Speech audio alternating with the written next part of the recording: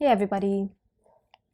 So I got a comment from somebody who asked me if I could make a video on how she could be more secure or comfortable in her own skin. And honestly, when I read that comment, I immediately resisted the idea.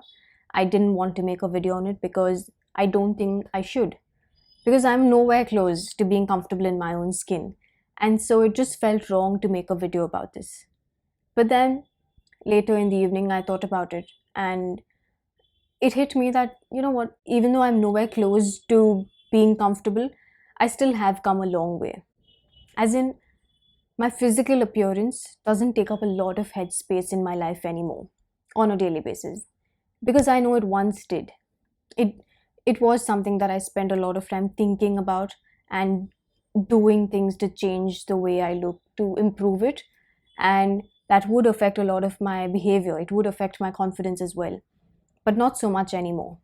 And that's when I felt, you know what, maybe I should make a video about it, especially if someone's requested it and if something coming from me could help them, then why not? So, the first thing that I would like to talk about, or rather point out, is it's funny how, even though today the internet is brimming with a lot of self love content, people being vulnerable, there are people posting pictures of what their actual skin looks like versus what it looks like with makeup on. And so you see a lot of real stuff out there, and it makes you feel good because you now know you're not alone. Even with all of this, we're still so insecure, sometimes more than ever. So, why does this happen? Why are we still so insecure? There are people telling you that this, what you see, is not always real, it's curated and it's made to seem perfect, but it's actually just as imperfect as you are. And it's almost as if we don't want to believe them. We believe them, and yet we don't believe them. And this happens because even though we're looking at a lot of real content, we still spend major portion of our days looking at curated perfection. And where our attention goes, energy flows. So we're naturally drawn to seeing perfect videos or perfect pictures and then comparing ourselves to it, and then reminded of the fact how imperfect we are and how perfect the world is, which of course is not the whole story. And what's funny is that we now know both sides of the story, and yet we only choose to focus on one. That's because that's what we spend most time on. So if you spend, say, 12 hours on your phone, you spend maybe 10 minutes or 15 minutes watching real content, vulnerable content, and the next, I don't know, maybe 12 or 10 hours we spend on our phones looking at perfectly curated pictures or videos with perfect skin, flawless makeup, and bodies. So, of course, we feel insecure. Now, the thing that we need to keep in mind while we are looking at these perfect pictures is to firstly remember that the internet is a hard place. It's not easy to put yourself out there. Even if you're just posting pictures or if you're posting videos, no matter what you're doing, it still is difficult. When you put yourself out there on a daily basis, you could be inviting a lot of trouble and a lot of criticism. Now, the internet is generally a nice place. People are not as negative, but there are days when it can get quite heavy and intense. And people who are putting perfect looking pictures and videos are in a way just trying to shield themselves from the potential criticism that could come their way. And the only thing that they can control in this situation is firstly the kind of content that they put up, and secondly the way they look. Because the way they look, the physical appearance, is the first thing that a person is going to perceive. If that itself is something that is off-putting, then there could be a lot of negativity. Not in all cases, but there could be some cases where that happens. So most people on the internet are just trying to protect themselves, and they're not trying to project their beauty or how flawless they are. They're just trying to protect themselves, and it's just a form of self-preservation. It's something that they feel the need to do. So one thing that you can do when the next time you look at these perfect pictures is show some compassion. just know that this person who's putting themselves out there, it's not easy for them.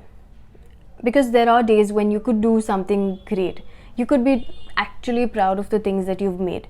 But there, one or two negative comments about the way you look could actually force you to delete that entire thing that you've made.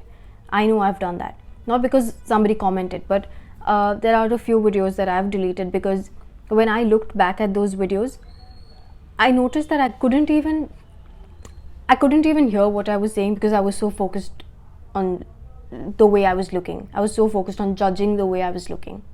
And that forced me to delete that video. And that's the reason why people choose to present themselves in a certain way.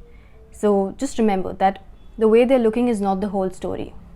They've probably splattered a lot of makeup on. It's not something they want to do, but sometimes they have to do it for their own peace of mind. So first step is to not envy people who look perfect, because just because they look perfect doesn't mean they are. Which brings me to the second step. So the second step, coming to you and coming to me.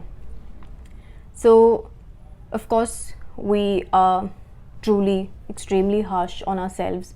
Every time we pass by the mirror, every time we look at our own pictures or videos, we can't face ourselves. We absolutely can't help but cringe at the way we look, the way we speak, and yeah.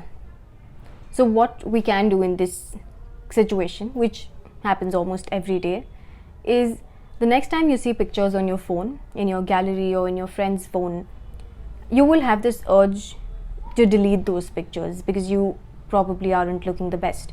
Your posture isn't right, the angle from which it was clicked is not your best angle, or you could have some blemishes on your face which is clearly seen in the picture. No matter what the imperfection is in that picture that you are seeing, you will have this urge to delete the picture and you would just want it to be out of your sight. Now in this situation, try and not delete that picture. Even if you are somebody who uploads videos or pictures on your social media profile, there are days when we scroll back and we go down the memory lane and look at older pictures and we want to delete because we just can't stop cringing because we're looking so bad and we don't like these pictures anymore because they're just not pretty.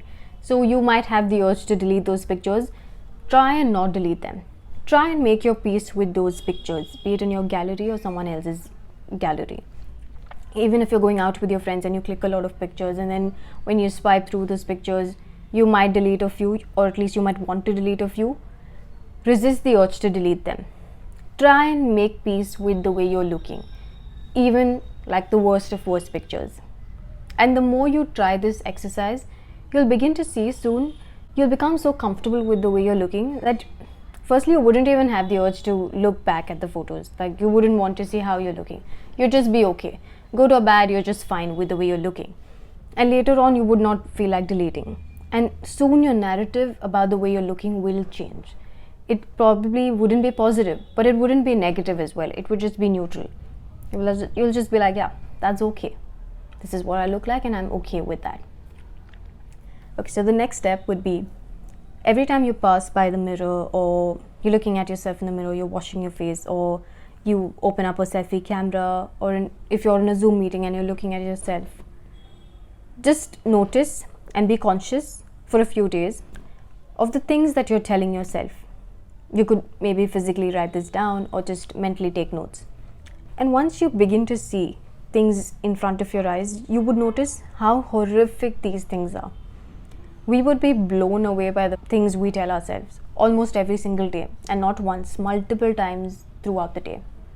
So one solution is to stop looking at yourself a little less, because if anyway we're just being negative as well, start looking at yourself a little lesser in the mirror.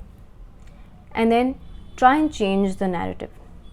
If the things that you're telling yourself, if you were to tell those things to your friend or your sister, would they be okay? How would they go on with their day if you actually told those things to them? Just like that, if you are telling yourself those things, how do you expect yourself to function normally throughout the day? How do you expect yourself to be comfortable with who you are or to be confident? Of course not. That's why it's important to take note, to take inventory of the things that we tell ourselves, and then to actually change that narrative. Maybe out of the 15 things that you tell yourself, try and change one thing every single day. And that could actually make you a lot more conscious of the things you tell yourself. And that will slowly but steadily change the way you feel about yourself. Even though others are still thinking the same things, you don't know that. But if they are, it's okay. As long as you change the way you look at yourself, people will automatically change. The way we look at ourselves makes a huge difference, because it also has a ripple effect. Once you start, others will follow. Yeah, so these 3 steps should help you get from at least 1 to 3 in terms of feeling a little more secure. And one last thing that I want to leave you with is, don't base your self-worth on your physical appearance, because every time your physical appearance does take a hit, so will your self-confidence and so will your self-worth. And everything just shakes if you base your worth on the way you look.